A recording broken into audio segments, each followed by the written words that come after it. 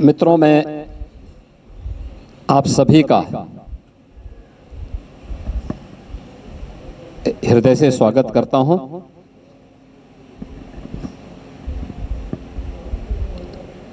ये मेरा सौभाग्य है कि आज मुझे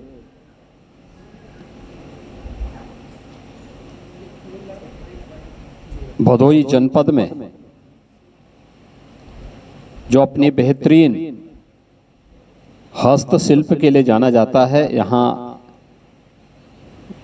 जनपद के विकास कार्यों का यहाँ के माननीय जनप्रतिनिधियों के साथ में समीक्षा करने का अवसर प्राप्त हुआ है। मुझे बहुत अच्छा लगा कि जो कारपेट उद्योग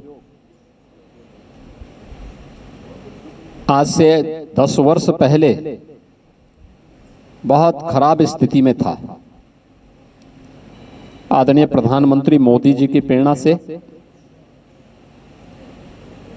यहाँ के हस्तशिल्पियों को जो प्रोत्साहन दिया गया, आज उसका परिणाम है कि यहाँ का कारपेट उद्योग न केवल उत्तर प्रदेश में बल्कि देश में भी एक्सपोर्ट में 60% योगदान उत्तर प्रदेश का, और उत्तर प्रदेश में जो एक्सपोर्ट हो रहा है उसमें 60% से अधिक शेयर अकेले भदोई जनपद का है। इसे जीआई टैग भी मिल चुका है और इसीलिए यहाँ पे कारपेट एक्सपो मार्ट भी बनाने में केंद्र सरकार ने और राज्य सरकार ने अपना योगदान दिया है। इसके उद्यमियों और हस्तशिल्पियों के लिए अन्य अनेक कार्यक्रम स्थापित करने के कार्य भी यहाँ सरकार के स्तर पर प्रारंभ हुए हैं और आज उन्हीं सब की समीक्षा करने के लिए मैं यहाँ पे आया हूँ, जिसके कारण भारत के इस प्राचीन हस्तशिल्प को हम और प्रोत्साहित कर सकें और भी उसको सहयोग कर सकें और उसे अंतर्राष्ट्रीय मार्केट में एक नई पहचान और प्रभावी ढंग से दे सकें। जनपद के विकास से जुड़े हुए कुछ प्रमुख कार्यों को लेकर के भी आज यहाँ पे चर्चा हुई है। खासतौर पर मैंने यहाँ के डिस्ट्रिक्ट हॉस्पिटल को देखा है। पिछली सरकारों की बेईमानी और भ्रष्टाचार का वह एक जीवंत स्मारक बन चुका था। हम लोगों ने फिर से उस कार्य को यहाँ पे प्रारंभ किया है और 50 बेडेड एक क्रिटिकल केयर का भी एक नया सेंटर भी यहाँ पे स्थापित करने के कार्य को मैंने यहाँ पे निरीक्षण किया है। हमारा प्रयास है कि डिस्ट्रिक्ट हॉस्पिटल का जो पुराना भवन है उसके निर्माण कार्य को सरकार ने अपनी ओर से पूरी धनराशि उपलब्ध करवा दी है और दिसंबर 2025 तक इसे कंप्लीट करने का एक लक्ष्य राजकीय निर्माण निगम को दिया गया है और क्रिटिकल केयर के भी उसको हमने एक लक्ष्य दिया है। और आने वाले समय में भदोई भी हमारे उसमें है कि यहाँ पे पीपीपी मोड पर हम कोई मेडिकल कॉलेज स्थापित कर सकें और मेडिकल कॉलेज की भूमिका तैयार होती है हॉस्पिटल से। उसके पास 300 बेडेड हॉस्पिटल की सुविधा हो, ये उसी के लिए तैयारी की जा रही है। जैसे ये तैयारी हो जाती है तो फिर हम लोग इसको उधर ले जाने में हमें सफलता प्राप्त होगी।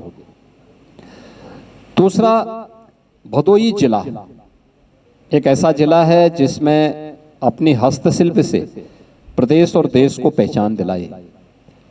तो अब केंद्र और राज्य सरकार ने अपने स्तर पर उस हस्तशिल्प को तो प्रोत्साहित किया ही, लेकिन हमारे जनप्रतिनिधि लगातार मांग कर रहे थे काशी नरेश पीजी कॉलेज, जो गवर्नमेंट पीजी कॉलेज है, मैंने लैंड की रिक्वायरमेंट वहाँ की मांगी है। कृषि संकाय वहाँ बन चुका है, उसमें मैन पावर तो हम उपलब्ध करवा ही रहे हैं, लेकिन मैंने जिला प्रशासन से पूछा है कि अगर उसके पास 50 एकड़ से अधिक लैंड है तो हम उसको एक स्टेट यूनिवर्सिटी के रूप में भी यहाँ पर फिर उसको आगे बढ़ाने का कार्य करेंगे और एक बड़ी उपलब्धि जनपद भदोई के लिए यह होगी। इसके अलावा सीतामढ़ी के पास खासतौर पर यहाँ पर डेगुरपुर में गंगा नदी में एक ब्रिज निर्माण की मांग जनप्रतिनिधियों ने की है, उसको तात्कालिक रूप से हम स्वीकृति दे रहे हैं। यहाँ पे गोपीगंज मिर्जापुर के बीच में रेलवे लाइन पर आरओबी के निर्माण की भी मांग यहाँ पे जनप्रतिनिधियों ने की थी। उसको भी हम यहाँ पे उसको हम लोग अपनी स्वीकृति यहाँ पर दे रहे हैं। मुख्यालय पे एक ऑडिटोरियम के निर्माण का कार्य, वो पहले से स्वीकृत छोटा सा है, लेकिन उसके बड़ा बनाने के लिए मैंने मल्टीपर्पज हॉल के रूप में उसका प्रस्तावित किया है। उसको भी जनपद मुख्यालय में अधिकारियों और कर्मचारियों के लिए आवासीय सुविधा, इसको भी हम प्राथमिकता के आधार पर आगे बढ़ाने का कार्य कर रहे हैं। और यहाँ पे अन्य जो प्रमुख मांग और भी यहाँ पर थी, सफाई कर्मी जो आउटसोर्स से यहाँ पर मैंने उसका स्टेटस मांगा है। पंचायती राज विभाग से हम इन सभी कार्यों को प्राथमिकता के आधार पर आगे बढ़ाएंगे। जनपद के सभी मार्ग, खासतौर पर जिला मुख्यालय से जो जोड़ने वाले मार्ग हैं, इन मार्गों की कनेक्टिविटी को तेज करने, अच्छा बनाने, यहाँ पे जो मिनी स्टेडियम हम लोगों ने पहले से स्वीकृत किए हैं उसको भी हम प्रभावी ढंग से आगे बढ़ा सकें, इसके लिए भी हमने आज यहाँ पर आवश्यक निर्देश जारी किए हैं। जिला अच्छी दिशा में आगे बढ़ रहा है और मुझे विश्वास है कि मोरवा नदी को जिला प्रशासन की ओर से जनप्रतिनिधि और जन सहभागिता के माध्यम से उसके पुनरुद्धार का कार्य किया जा रहा है।